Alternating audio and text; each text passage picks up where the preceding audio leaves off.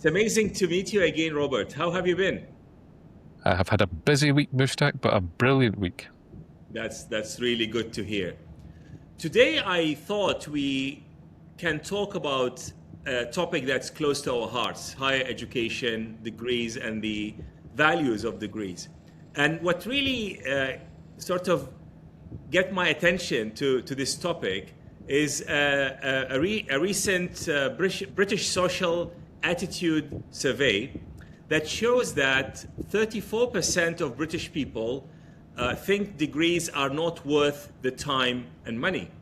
And this is actually a big rise from the 14% of the British people who thought degrees are useless in 2005. So within 21 years, there are more people in Britain who think degrees are not worth the time and the money spent on them. Of course, this is a topic that both you and I are part of it because we work at universities and we have our own opinions. So first, before we dig any deeper, I'm sure you read the survey and you know about it, but I want to know what do you think about it and how does this survey make you feel?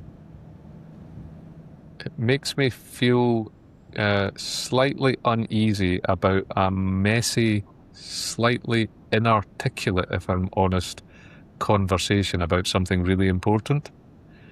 And so you may have to stop me because I've got so many things that I would want to say in response. But let's start with when you and I went to university, long before we worked in universities. I think we both share a commitment to the idea that universities are amazing, special, transformative places, and the education and the research that they do is just a magical, precious thing.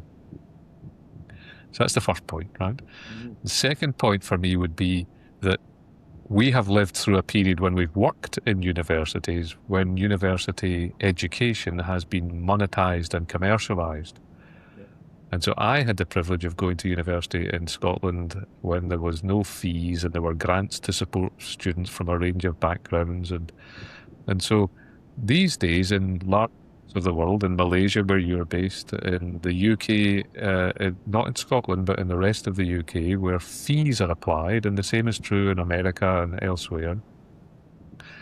And because of that, I think we have taken a generation or generations actually of student learners, and they are becoming more aware of the balance of the relationship between what have I paid for this education and therefore what did I get for this education.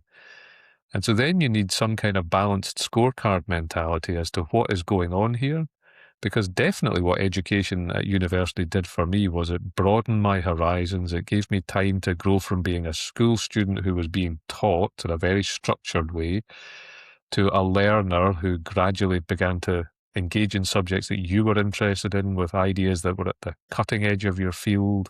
And as you and I transition from taught programs to research degrees, you become part of that research community. So there's a growth there, which I don't think has some monetary value. I'll come back to that in a second, but it has emotional, spiritual, philosophical value in that it makes you a broader, better thinker. So then if I say something about the how do you value that, then there are different narratives at play in that survey and counter surveys. So there's really strong research evidence, I think, in the UK, if I talk just about the UK, that a university education is actually quite a good investment because not only does your salary and kind of income across your whole of your working career is higher, that your health outcomes are better, that your socioeconomic status and your well-being in lots of ways are better for being a graduate than not being a graduate. So on the one hand, you've got this sense in which people say, well, these degrees are not worth the investment. And if I was really careful as a researcher and went back to a transcript of this conversation, I think you said slightly flippantly that more people in the UK now say these degrees are worthless. And then you said more carefully, which is probably closer to the survey question, which is, are they worth it? So is the fee worth the investment? And so the idea that they're worthless, I think, is a deeply problematic idea because education is definitely not, in my view, worthless. But there's a whole section of the UK community who've never been to university who are being asked a question about the value of something they've never experienced. So I would contest the phrase that they're worthless. I empathise with the idea that you are making an investment, and so now in large parts of the UK and all of Malaysia, you pay a fee to go to university, and so you have to make some return on that investment. But I do think that the return on that investment is very narrowly framed as, well, if I pay this many thousand ringgits or this many £1,000, what do I get at the end of it? And because the economy is under such pressure globally for reasons which have nothing to do with university education, I think the nature of the jobs market and the nature of the health of the economy are in a depressed place and a changing place, respectively. That means that graduates are genuinely worried they won't walk straight into a graduate level job. But if you look at the businesses which are rampantly successful, they're often people who were studied and educated in something and ended up doing something completely different. And you can't really say that there was a direct line from I trained in this thing to I ran this kind of business and I earned a certain amount of money. And I'll close by then connecting that back to one of our recurring themes. If you're a map reader and you do a type of degree at university to become a medic or a lawyer or an engineer or a scientist, and you want to go into a very structured career, then the maths around how much do I have to invest to have access to a level of income from this career structure. Let's say you want to become a teacher. You can go to university, qualify as a teacher, earn a certain amount of money, and at some point in your working life, you've paid back the debt that you incurred to become a teacher, and it's a profitable investment. So if you frame it exclusively in economics, you could say that either works or doesn't work.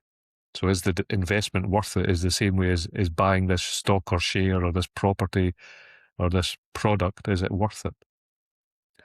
But for other people, if you're a map maker, you might train as a teacher, go off and do something, start a business in the food or drink sector, launch a chain of restaurants that have a particular niche in the world and go on to become a billionaire.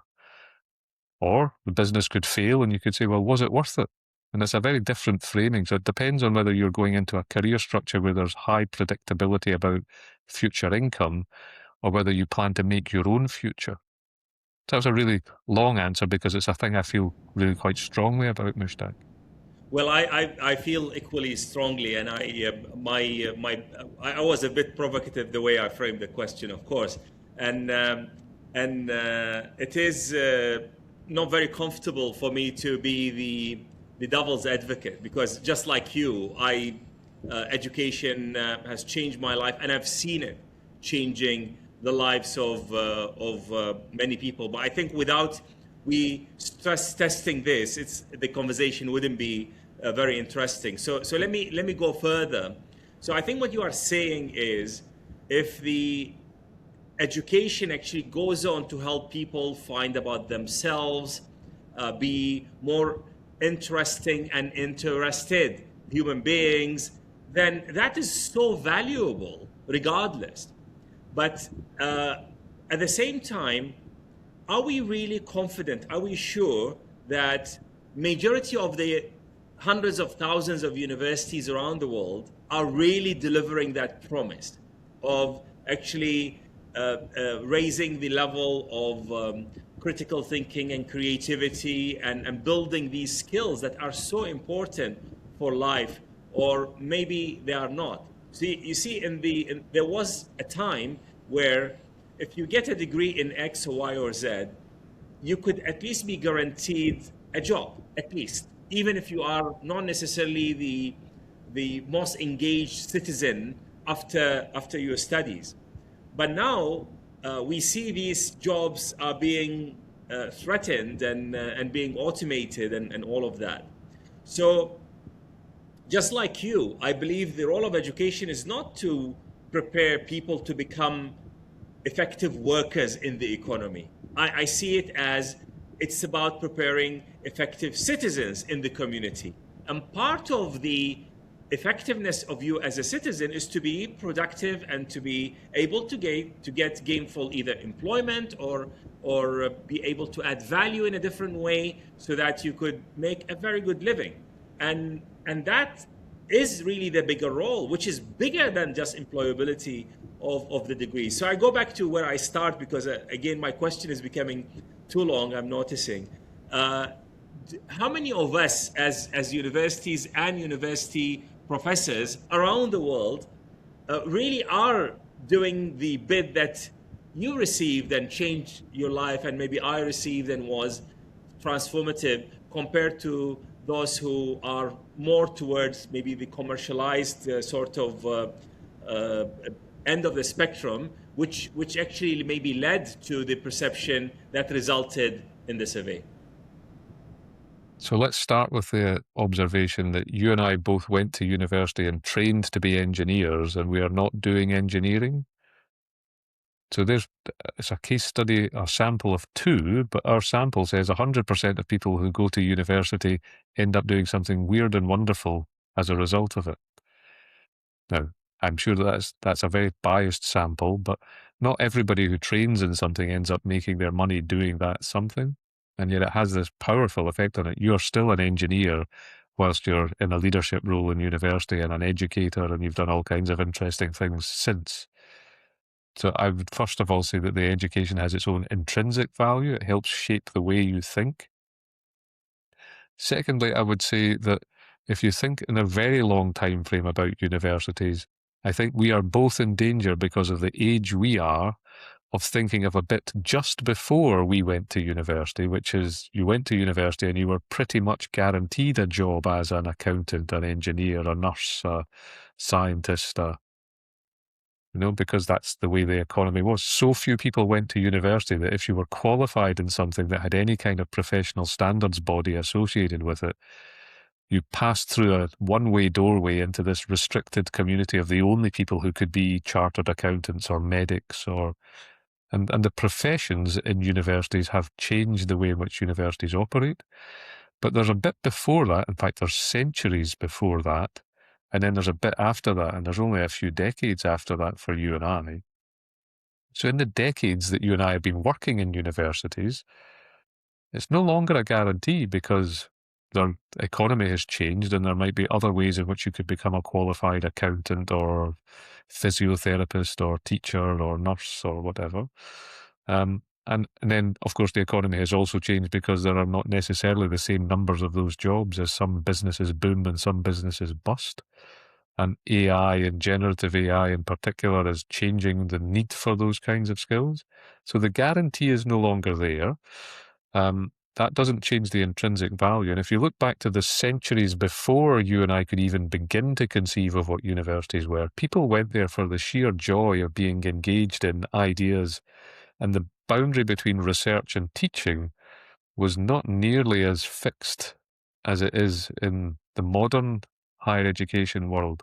So you and I both have an overlapping connection to one of the most amazing people ever to live and one of the most amazing Scottish people ever to live, Adam Smith, the father of modern economics. And our overlapping connection is that I've twice worked at University of Glasgow, where he was both a student and a professor. And you and I have worked at, and you still work at, Heriot Watt, who owns his last remaining residence, Panmure House. Now, when Adam Smith went to university, he didn't go to university in order to become a something. He went to university because he was really a curious person and wanted to know more about the ideas that shaped the world. And then he went and he studied and he went off on a bit of a tour and thought amazing things and wrote books and ended up working as a tax inspector. He didn't go to do a degree in tax inspecting. That's what he ended up making a living doing, whilst he was also shaping the Scottish Enlightenment and writing these books that changed the nature of world order, I would argue. So that's what it was like originally. And when he was a student, that was his experience. And then when he was a staff member, he did things he was genuinely interested in. He didn't run courses to train you to become a something or other. And so I think there's a slight slippage that's happened, which is as our university sector has become more commercialized, Our student population are therefore approaching it in a more commercialised sense of thinking of return on investment and certainty about future career prospects. And just because there was a potential implied criticism of the tens of thousands of universities and university professors who are maybe not teaching the intrinsic value of education, we're in a dance with each other that our students want to know this is definitely going to work and lead me to a job. So we teach in ways which foreground employability and work experience. And, I think some of the way in which universities have reacted have been because of that dynamic. It's not that universities have, in isolation, decided to place less importance on personal development and personal growth. I think that's because of the financial pressure. Well, I actually, I'm in agreement with you. As a matter of In one of fact, these episodes, we're going to have to disagree just once. well, yes, we will. I'm sure there'll be some. We'll find that.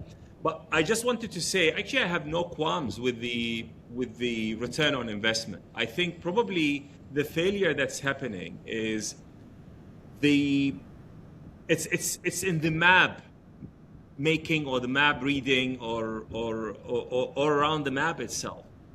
I think universities need to clearly frame the experience that is given is life transforming, not because it's turning you from someone who did not know about accounting to a person who knows what is a debit and what's credit and knows the financial statement, but because it can give you the experience that Adam Smith had and how curious he was and how this led to the great things that he was working on.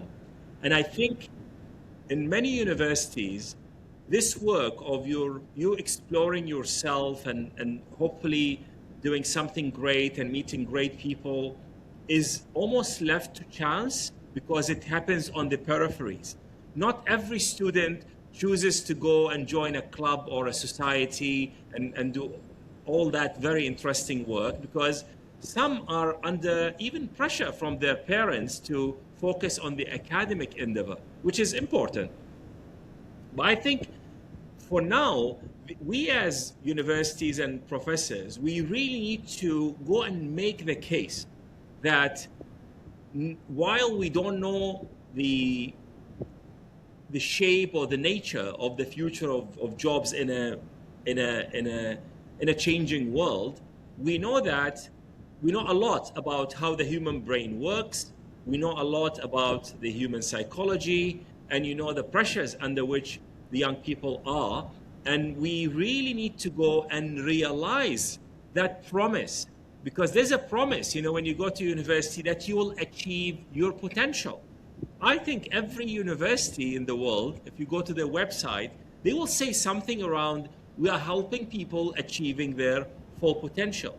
And I believe some do actually end up achieving their full potential or close to, but I don't see that universities are actually doing the work to make this experience sort of quality assured for each and every student.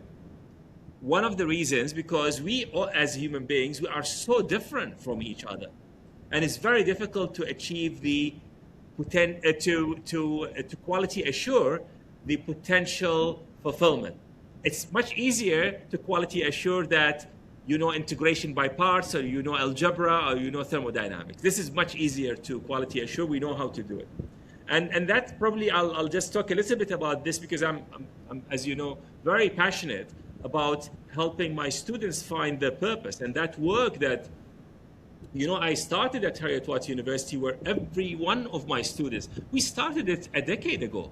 Every one of my students, when they start their journey with us, we put them through a 4-week process where they will be articulating their superpower, their sense of purpose, and also the actions that they intend to do to mobilize that purpose into a positive impact on the world. And because of that work, they are becoming better engineers and better actuaries and better accountants, not any less. As a matter of fact, they are even getting better jobs. And I think that is the bit I feel that universities are struggling with, parents are struggling with, because everybody is looking for a map. Everybody is looking.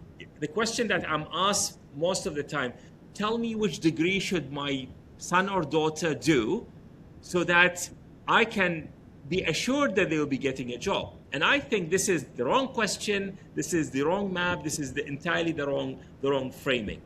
So that's actually the I think that we are saying the same thing, but we're trying to make this conversation hopefully useful to potential students or the parents or even a teacher who is supporting them.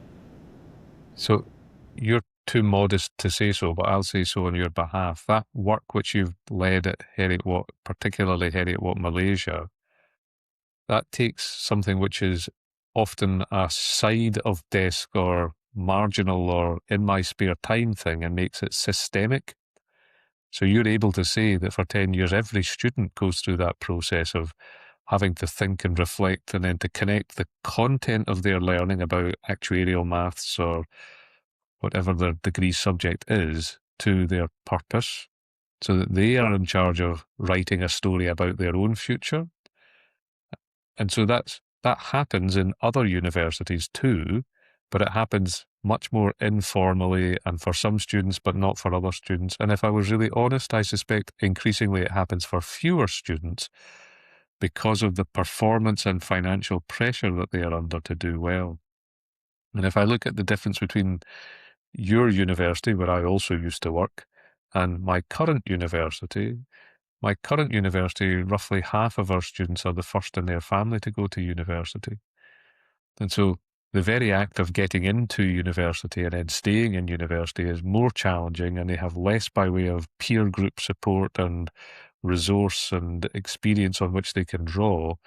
And so it makes it harder for students in those circumstances where they are maybe working outside of university to keep themselves afloat financially and struggling with the step up to university level education and may have caring responsibilities and so on and so on. It's then harder to bake in unless it's part of the curriculum, unless it's mandatory and systemic. It's nice, but it's not necessarily the thing you're going to focus all of your spare time on because you're so focused on trying to get the qualification.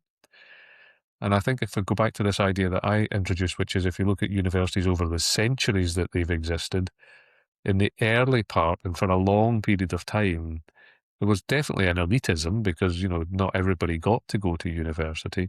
But for those that did go, there was much less pressure, and being at university was just a thing in itself.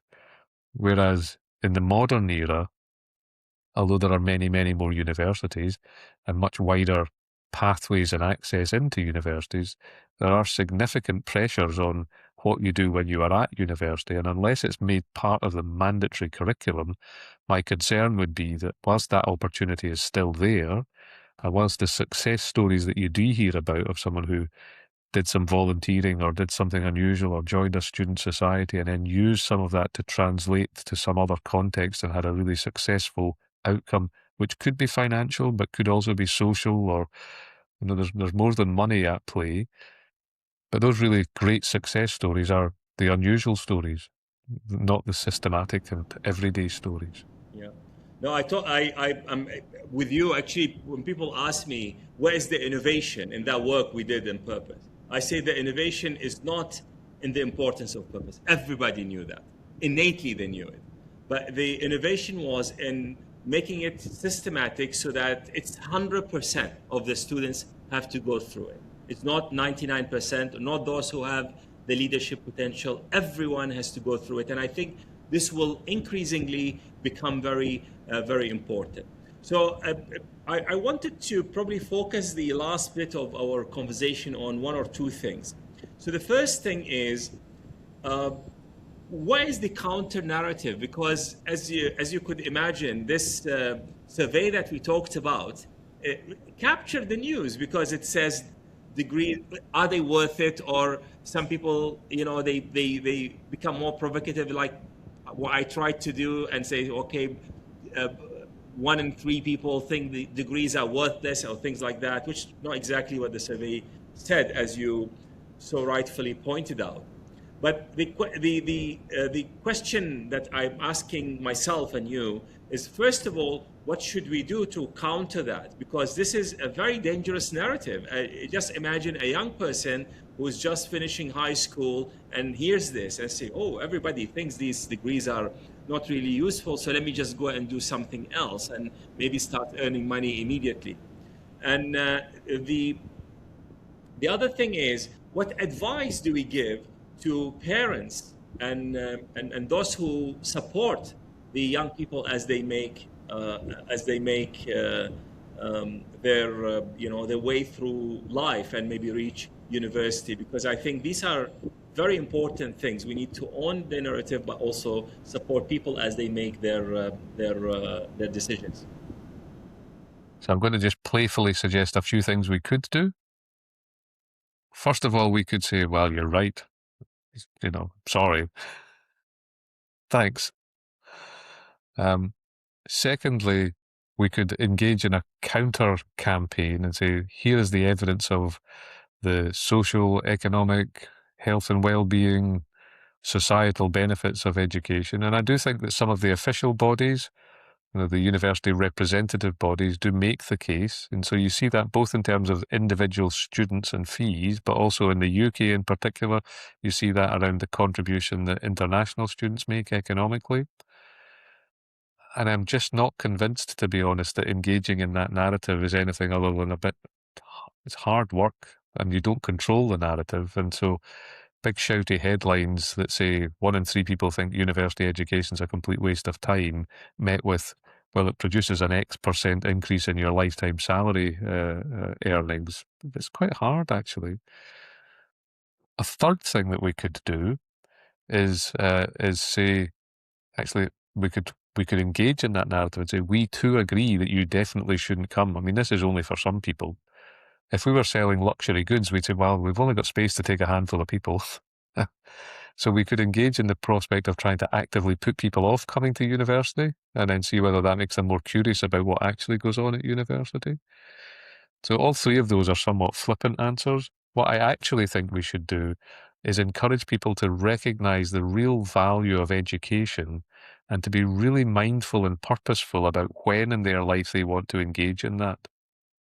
And I do think that there are some people, I was one of them, and I suspect you were too, who came through the schooling system, did well at school, and it was just an obvious thing that if you're bright enough and you want to continue, then the next logical step is to go to university. So Robert, I just wanted to add here, I would also probably go and say, fine, just like what you've said, these degrees, let's say, are worthless. So what are you going to do? Because not every person who's 18 years old is clear about what they need to do, motivated to go and start a business and become a millionaire in 2-3 years. Because if they have that drive, please go ahead. You don't have to go to university. Actually, some of the most successful people that you and I heard of and read about, Bill Gates and Steve Jobs, they didn't necessarily complete their university, not because they were incapable, but because they were having a great idea and a huge capability, and they were able to do it and complete it without actually finishing their university experience. So I think it's very important to actually look what is the alternative, and of course I'm putting quite a bit of responsibility on us as educators and universities to make this worth it, and also to try to reduce the cost of doing the degree, because it is actually becoming very, very expensive to get that higher education. But I think we need to really flip it in a way and say, so what is next? Because once I was talking to my second son, whom you met, and we were talking about education, and he was telling me, I talk about options and choices and people doing things well, while I'm sort of pushing him through the educational journey. So I said, most of your friends at school, not at the university, if they were given the option, will they go to school or will they stay at home and play computer games? He said, I think most of them, if they were given a choice, they would have just stayed at home and play computer games. I said, now you are of age where you are at university, do you really think it was right to keep a child, giving them the choice of actually, because it's a free world, of not going to school? He said, no, I think it's good that you forced us to go to the university. So to the school. So I think there's all these elements that and I'll stop in a minute to allow you to continue your points, because there was another part to my question. But I think it's actually a responsibility for all of us to make the higher education sector work. This is so important for everybody, not only the economy, but also to the students, to the parents, to the young people. So we can't just simply say, oh, it's a waste of time, and let's just stop doing it. Because what is the alternative is a very important question as well. So let's think about it from the point of view of the provider and the consumer. So from the point of view of the provider, the university, I think we have to be willing to be a bit more patient and say, when you're ready and when you have reached a point in your life where you really, really want to know more about this subject, come and study with us. We would love to have you. Right? And we also have to be willing to be a bit more disruptive and think, if you've started doing something else and want to study at the same time as doing that something else, or if you want to dip in and out of study, we are still largely set up to come and start at the beginning of the academic year, give us all of your time for the whole of this and the next year and the next year, and then we'll let you go. And we're not so good at pick and mix. And if you think about the way in which we organise a trip, for a family holiday, if you think about the way in which we decide where to go and how to get there and how much to spend and when to start and when to stop, and there's so many choices that are available to us, and we're so used to configuring our own journey and our own packages, but universities are not so good at that. We tend to say, well, if you want to get a degree in this, you come every Tuesday between 9 o'clock and 11:30 for 12 weeks. And then in parallel, you get all these other credits, and that builds your degree. So the flexibility of our model might need to change a bit. And we might need to just be willing to say we will meet the learner when they are ready to meet us, as opposed to standing at the school or college or high school gates and saying, if once you finish that, you just cross the road and come straight into university.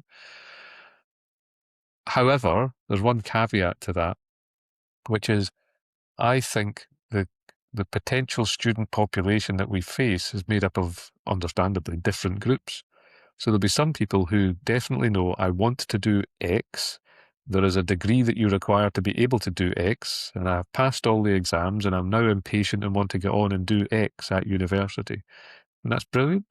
There's a different demographic that I've just been referring to, which is, I don't really know what I want to do, but I'm going to go off and do some volunteering or start a business or work. And once I've figured out what my passion really is, I'll come back and think, what I really need is a degree in this, because that will help build my career for me. And there's at least a third group which come out of university not clear what they want to do, not clear what they want to work at, and actually for them the joy of just continuing to learn buys them a few years in which to figure out who they are and what they want to do and what their values are. And actually, although they don't go in a very purposeful way, they sometimes come out the other side of that in a very purposeful way. And that could be read as the university as a commercial sector looking to hoover up talented young people who are not sure what they want to do and charge them money whilst they figure it out. And I think that's one reading of it. Another reading is it's creating space in which people learn and grow and develop a sense of purpose. But my overriding view would be that most universities are dealing with a centuries-old habit about how we teach and how we assess, which is a little more flexible than it used to be, but it's not a lot more flexible. And if you think about the way in which I had to buy car insurance last night. If you think about the way in which you consume financial services or holidays or how you plan meals, or we're so used to this amazing range of flexibility and choice in meeting the consumer where they are. I don't think universities really meet the consumer where they are or meet the learner where they are. Not really. And yet, if you look back centuries to when only a small number of people went to university, I think that probably was true. What are you interested in? You build your own degree.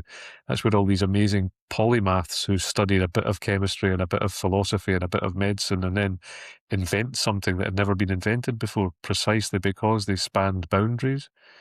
In those days, I think universities were ultra flexible places of learning. That's very expensive and very elitist.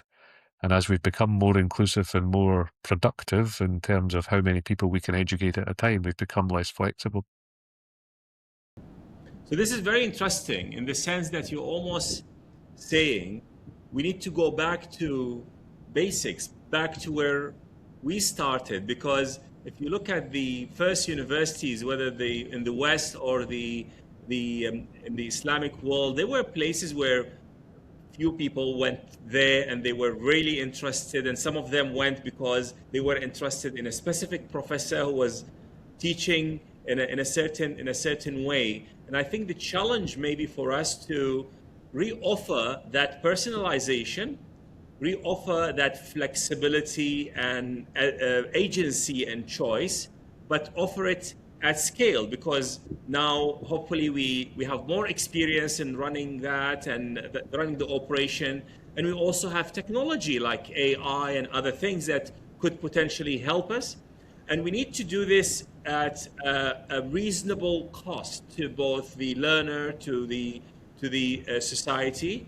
And doing that, we need to do it with the focus on helping people first learn about themselves, discover their purpose, align that purpose to the work that they are doing, and keep them engaged and motivated. Because I think, just like probably you are saying, higher education is such a valuable sector that we can't afford to just lose it.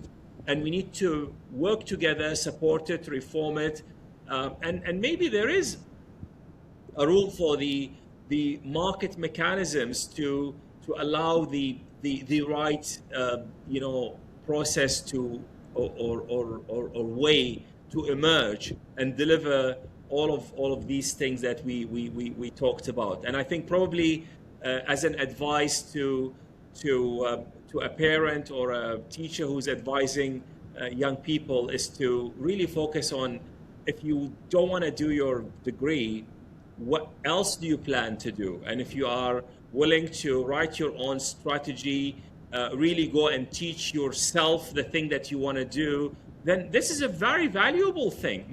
And I would argue much more difficult than actually going through the university. And at the same, and the other thing that I want to add is that there is a social element to learning and education, and I think that community of learners, which we need to amplify and we need to really put out there, is such an important thing that people, is one thing that I could sit, if I'm highly motivated on my own, learning things from online, from the books, or if I am actually working with a group of people. So while we sounded a bit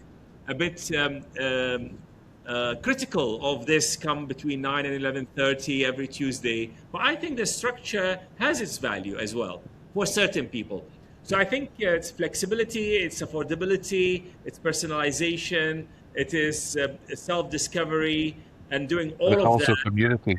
And community, absolutely. And doing all of that at a highly affordable way. So good luck to us in all of that, Robert. And so I'll close with one observation, which you've made me think a little bit. So a few times in this conversation, when we've been talking about the nature of universities and their relationships with students, I have talked about them as consumers and us as providers. And I think there is an economics to that, which is true. But if you think about the learning process, there's a difference between consuming learning and producing learning. And when you were reminiscing with your son as to whether it was a good or a bad idea that he was made to go to school instead of staying at home and playing computer games, well, playing somebody else's computer game is a very passive thing. But if they had chosen to stay at home and learn how to code to produce their own computer games, maybe they'd be off running a successful entrepreneurial startup So the passive nature of consumption is not the same thing as the active nature of producing.